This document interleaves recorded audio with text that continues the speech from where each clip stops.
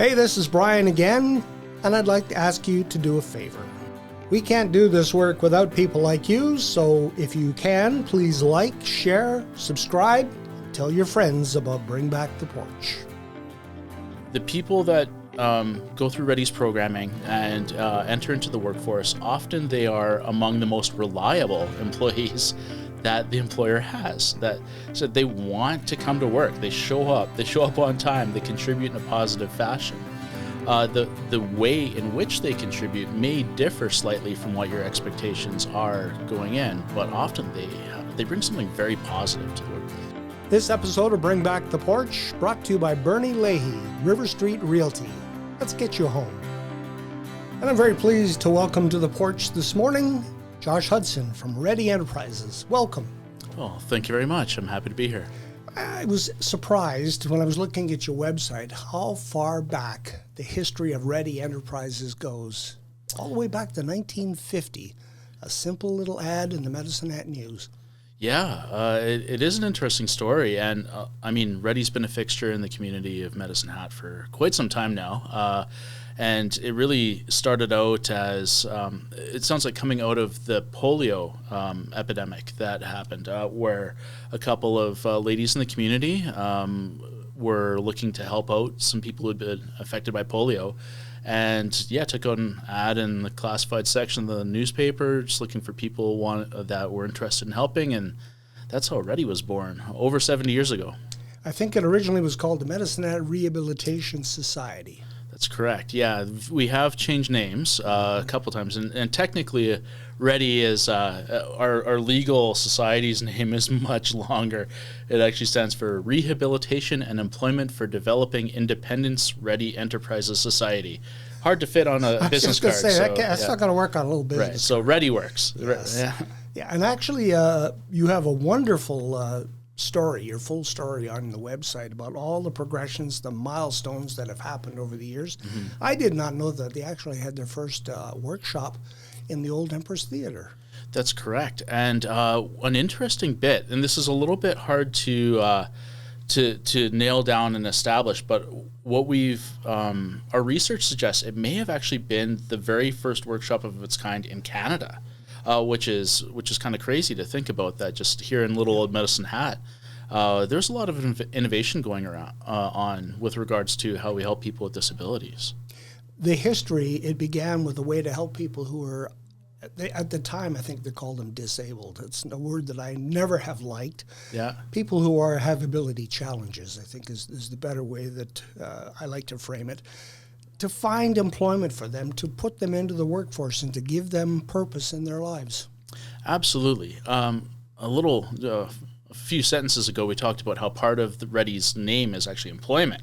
And a key kind of component of Redi's, philosophy has been for years that people derive meaning through purpose, right? A previous executive director once told me his perspective on that. When you first introduce yourself to somebody, usually there's two bits of information. It's who are you, like what's your name, and what do you do? What do you do? Right. So there's a lot of identity and purpose that comes into being from having a purpose in life. And for most people, the purpose is generally built around employment. So when somebody wants to work to get meaning out of life and has barriers to being employed, as say your average citizen might experience, then it kind of takes away from their identity a little bit, right? And what purpose they can derive from the experience of being alive. I think it was an eye-opener too for a lot of people that these individuals had abilities. Absolutely. And they were good employees. Yeah, it is. And we've had an employment division now for, I'm going to say, for sure from the notes here. Yeah, it's from the 70s or 80s anyway. Yeah, actually probably, maybe even earlier, the 70s, I think for sure. Yeah. But so one consistent bit of feedback we get from employers is that the people that go through Redi's programming and enter into the workforce, often they are among the most reliable employees that the employer has. So they want to come to work. They show up on time. They contribute in a positive fashion. the way in which they contribute may differ slightly from what your expectations are going in, but often they bring something very positive to the workplace. I was going to say, over the years, my interaction with employees at Redi, the thing that sticks in my mind is they always have a smile on their face and they're always very cheerful. Yeah, and I guess it makes sense. Like if let's say you've gone into adulthood and you've never had a chance to have a job, right? For whatever reason, and then all of a sudden you have that ability, you're going to have a lot of appreciation, I think, for that chance that you've been given, and that opportunity to show that you can contribute in a I guess a positive and productive way. I think in that first workshop in the Empress Theater, two of the occupations, somebody was learning how to repair radios and televisions, and somebody else was a dressmaker. Yeah, we've had quite a few things that or ways in which the people that we've helped have contributed.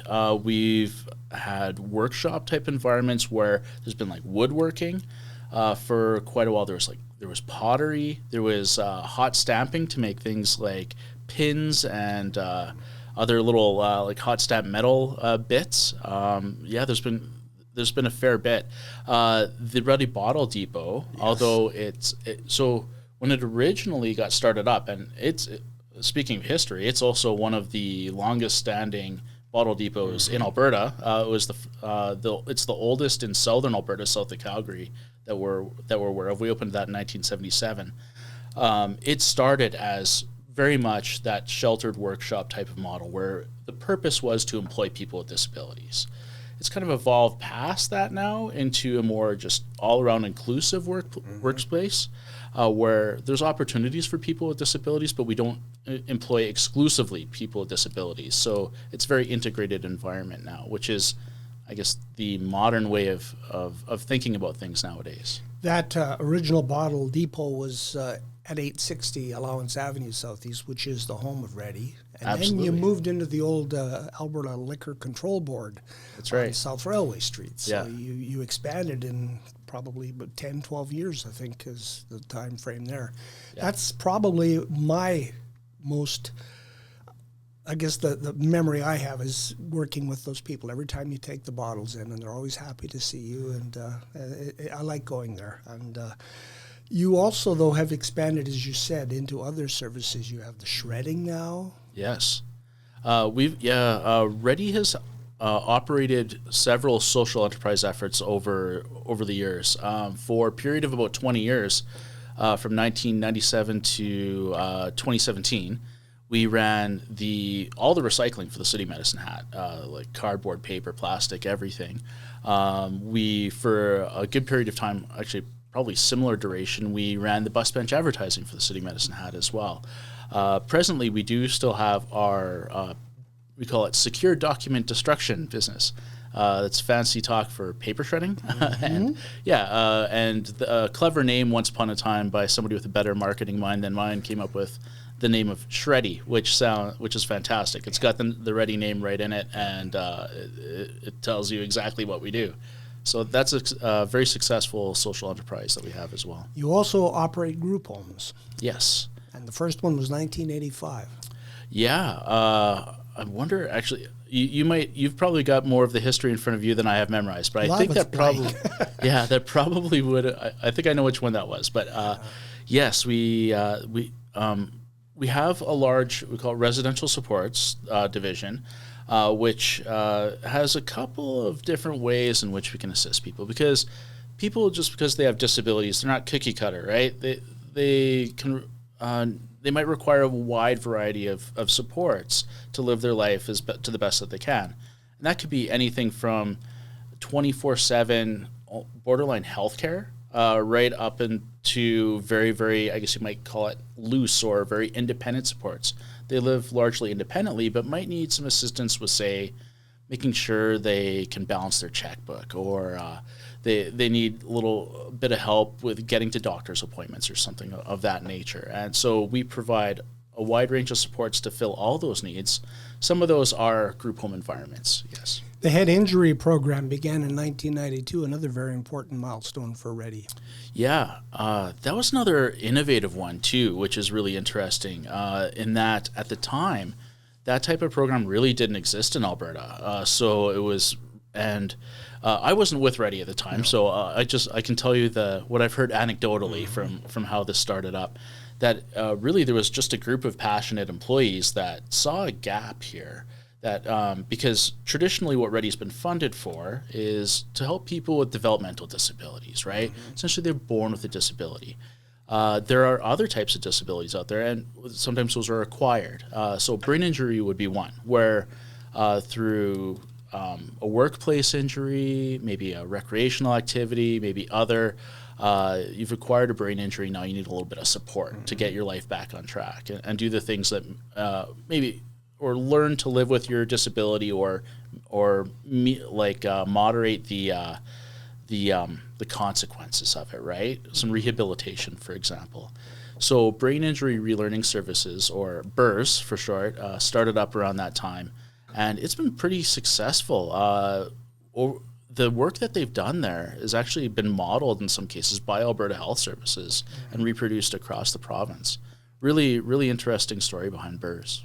Also, Accessible Transport Project began in 1999. I think they called it the Redi Bus. Yeah, so that really no longer exists as it was, but very probably influential in establishing the accessible transit that we have right now run by the city.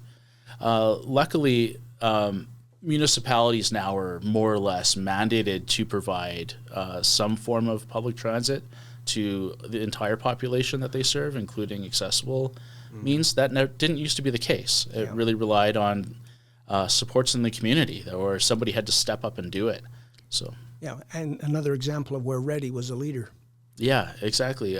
Redi does have one thing I take a lot of pride in now as the executive director of Redi is looking back over the history and looking at a lot of the innovation that Redi's done that I can't take credit for because I'm pretty new to my job, but it's exciting to think that we have this history of being often the first to tackle a problem that we see, and then even sometimes the government will follow us when the government decides, hey, that's really something that we should be involved in.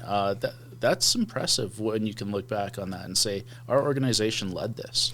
If people are driving by in Allowance Avenue past the Redi building, if you look to your right, if you're heading southbound, there's a wonderful mural there. Yeah. That James Marshall started in 2008. That's right.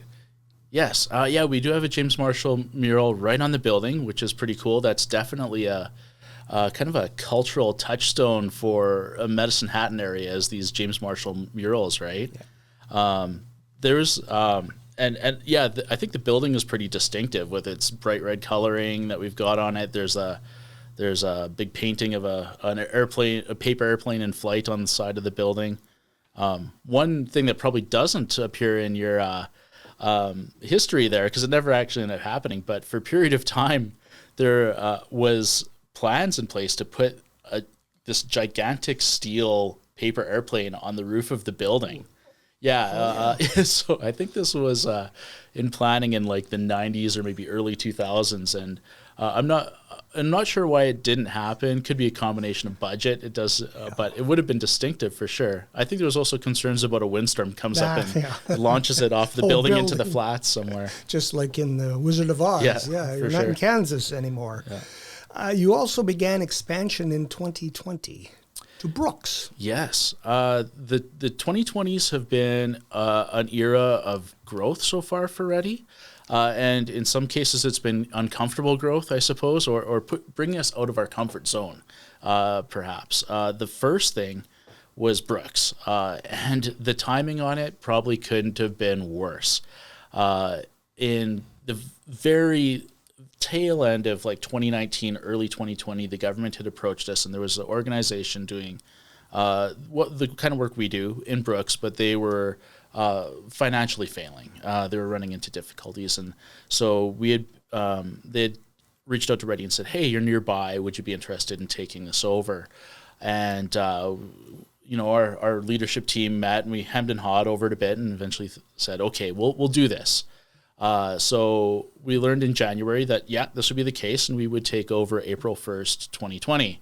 Now, of course, a month before, everybody maybe remembers what happened in March. I know the date. We don't speak of that anymore. Yes. March 13th, 2020 was the lockdown day. So we basically were trying to move into this community, get everything going, hire employees, build relationships, and nobody could see each other. So that was really interesting. We learned a lot about ourselves, I think, but it's been successful. We're still there. We now have a building in Brooks, and it's a great. The community there is really interesting. It's a very diverse community, as a lot of people are aware, but they also have a lot of people willing to work on the community in Brooks, right? A lot of engagement. Spirit. Yeah. And it's an exciting place from that standpoint. The amount of people that are willing to tackle issues and work on them there is impressive. And you've spread your wings even further now in southern Alberta.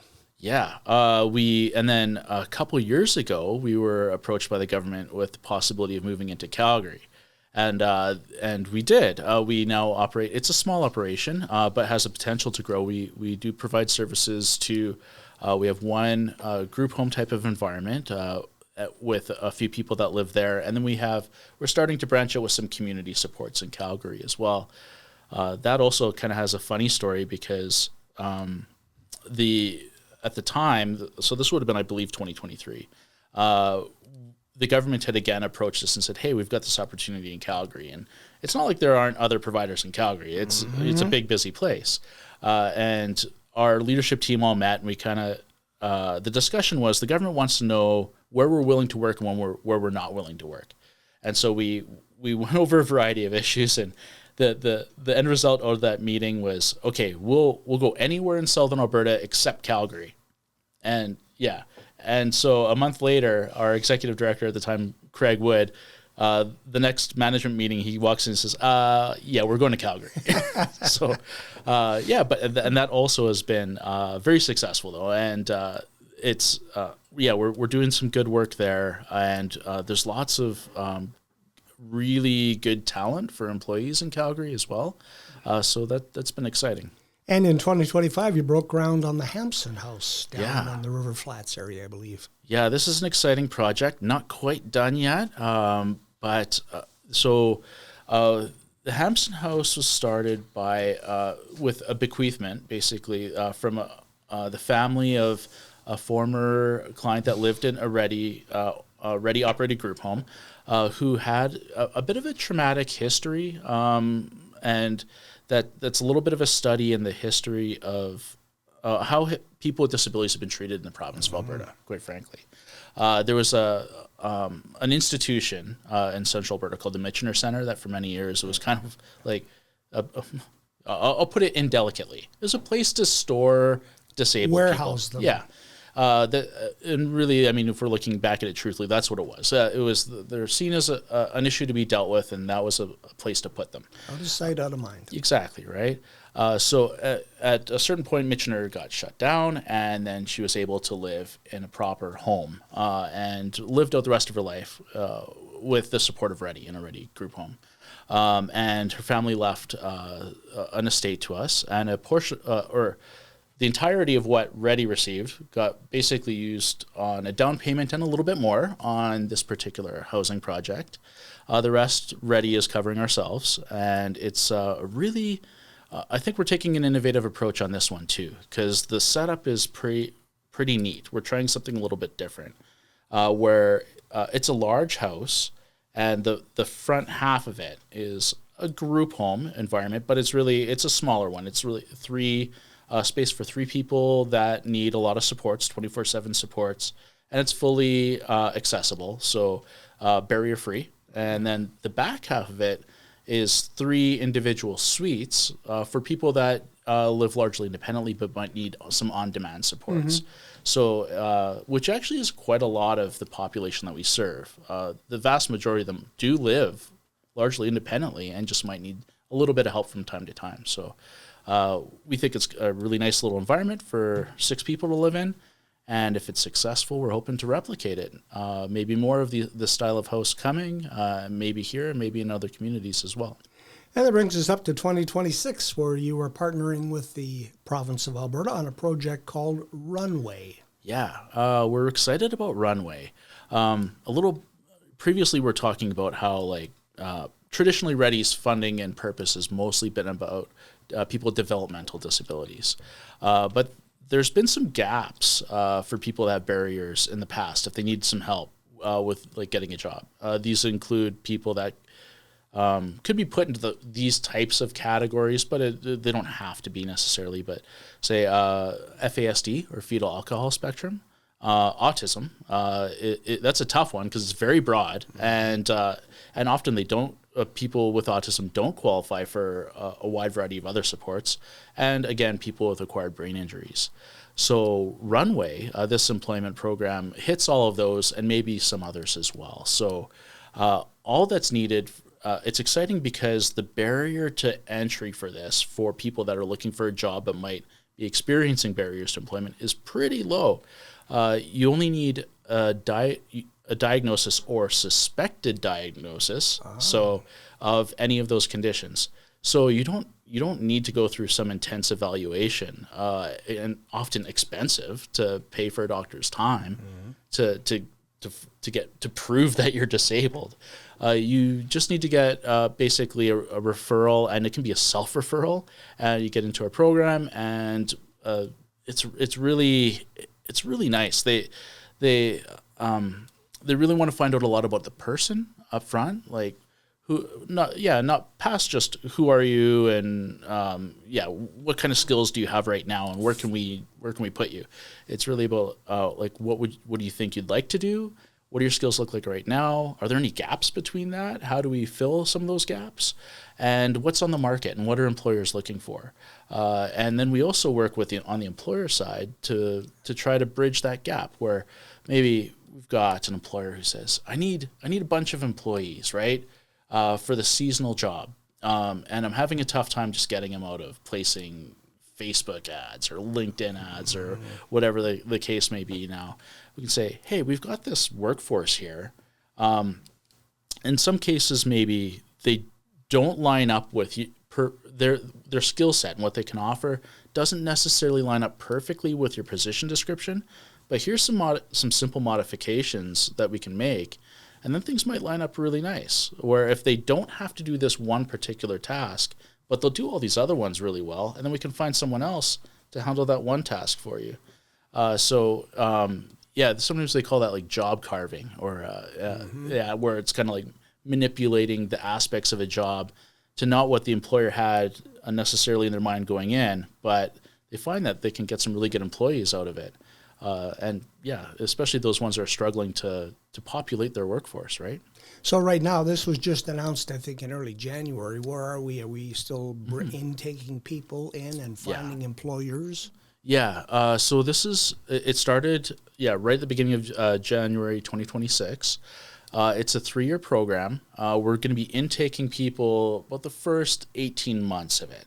The goal of the program, as set up by the government of Alberta, is to bring 150 people in and try to get every single one of them a job. So we believe we can come close to that. Generally, our placement rate with our employment programming is upwards of 85-90%. So, which is quite good. We believe, based on the intakes that we've had so far, and we have a lot of people in the queue because we can only really help about 10 people at a shot within a certain span of a few weeks. So we're well on pace to meet that. There's obviously a need in the community for this type of work. How do employers get involved? So our employers should definitely reach out. If you are an employer that is struggling to fill your positions and you're open to trying new things and working with an intermediary like Redi on helping you find employees, just reach out. You can go to redi.ca/runway, and there's instructions on there about how to reach out to us. Just you can do it by phone, by email. Our the supervisor that's running the program right now, his name is Dalton, and he is eagerly waiting to talk to everybody. We have a lot of employers lined up, but certainly we can use more. As I mentioned, we have to find jobs for 150 people sometime in the next 3 years. So we'll have people ready to work for you. Anything else you wanted to add? Just that it is an exciting time, I think, as far as especially employment-related initiatives. One thing right now, it does seem pretty apparent with the government priorities for Alberta is on employment. And right now, it looks like looking at employment numbers. I mean, I get a monthly kind of newsletter from the government of Alberta where it tells me, labor statistics by region. And unemployment is a little high in Alberta, everywhere, and particularly in the south with Medicine Hat and Lethbridge. And but there's opportunities to reduce that. There's lots of opportunities to put people to work. So, and I think the government of Alberta right now seems to be acknowledging that, because Runway is one program, but it looks like there's more potentially coming out in the next year or two as well. So lots of opportunities to get into the workforce if you're looking, and if you're an employer, lots of opportunities to find good employees. Josh Hudson, the Executive Director, Redi Enterprises, thank you for the visit. Well, thanks for having me.